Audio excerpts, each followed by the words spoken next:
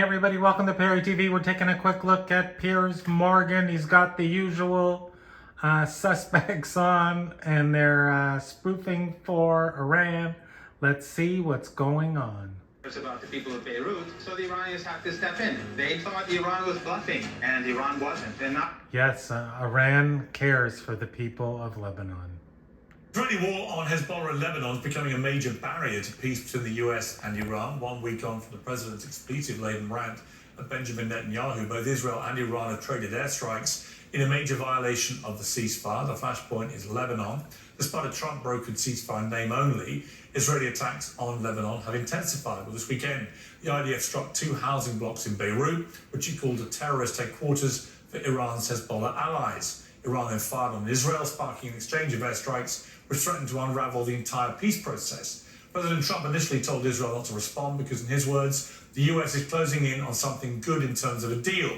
Netanyahu's been crystal clear. He doesn't think the Iran war or the Lebanon war are done. And while Trump says that it's he who calls the shots, Israeli officials have repeatedly failed to answer the simple question whether they will stop bombing if Trump tells them to. So far, they've done, well, the exact opposite. Looks a lot like Iran, sensing Trump's desperation to get out of the war, has found another way to get what it wants. Iran may well lose its enriched uranium, but gain formal control of the Hormuz Strait, an end to all sanctions, and the US commitment to preventing Israeli attacks on Hezbollah, the art of the deal in...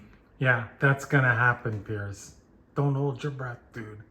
Israel's Deputy Minister of Foreign Affairs, Sharon Haskell. Welcome back to Uncensored.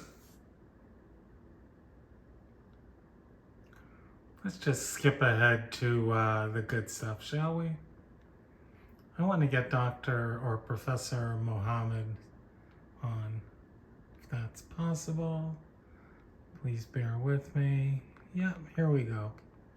Does there not need to be a deal that suits all parties?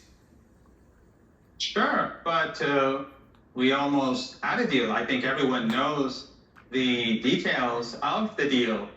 And the Trump negotiators and their messages that they send back and forth with the Iranian negotiators, they've basically accepted the framework. There are some small details that they have differences over, but then every few days, Trump goes out and says, I won't do this and I won't do that, and I won't hand over Iranian assets. These are all among the things that they negotiated. And he thinks that now he can suddenly strong-arm the Iranians, and the Iranians are going to appease him, or they're going to submit to his excessive demands.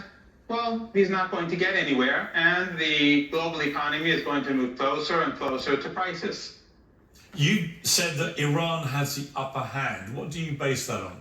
Let's listen into this. We've seen yesterday and today, in the last couple of weeks, the last 2 times that the Americans carried out an assault on Iran over the last couple of weeks.